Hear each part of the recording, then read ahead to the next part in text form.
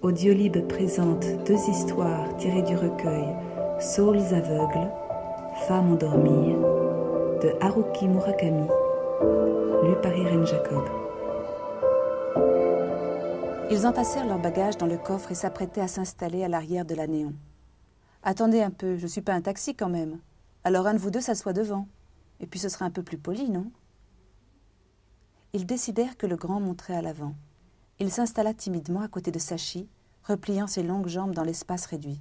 J'ai trouvé qu'il y a un art du récit dans cet auteur vraiment incroyable. La façon dont il nous mène avec une histoire, voilà, avec des personnages dont il prend le passé, le présent, il joue comme ça avec ces effets-là, revenir en arrière, etc., des personnages qui interviennent, et puis surtout avec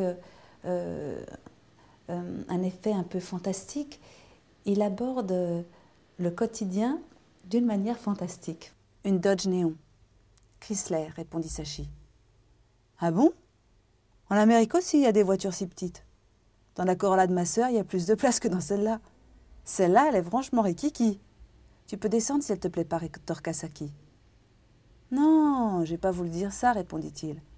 Je suis juste étonné, c'est tout. Je croyais que les voitures en Amérique, c'était toujours des grosses bagnoles. »« Et qu'est-ce que vous allez faire à Annalay ?» demanda Sachi au bout d'un moment.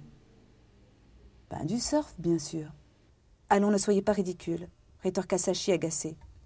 « Et pour vous loger là-bas, vous y avez pensé ?»« Ben non. La lecture prend vie, il y a des petits moments de dialogue, il y a des interrogations, il y a des hésitations, puis de nouveau on repart dans le récit, où le lecteur, de nouveau, on lui offre le fait de pouvoir écouter un conte qu'on va lui raconter, et ça va se poursuivre, et on connaît la fin, donc on sait par où on va l'emmener.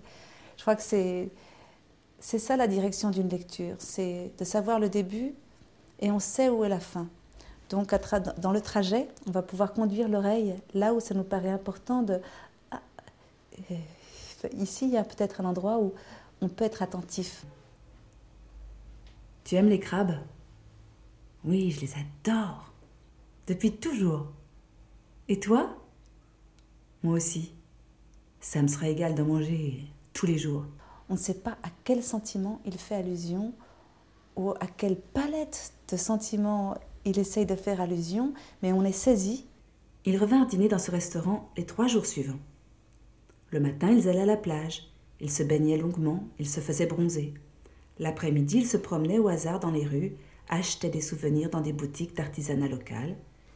Et à peu près à la même heure, en début de soirée, ils revenaient dans le petit restaurant, essayaient de nouvelles recettes de crabes, puis rentraient à l'hôtel, faisaient l'amour en prenant tout leur temps, avant de sombrer dans un sommeil sans rêve.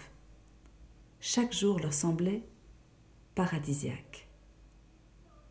Elle avait 26 ans et enseignait l'anglais dans une école privée pour jeunes filles.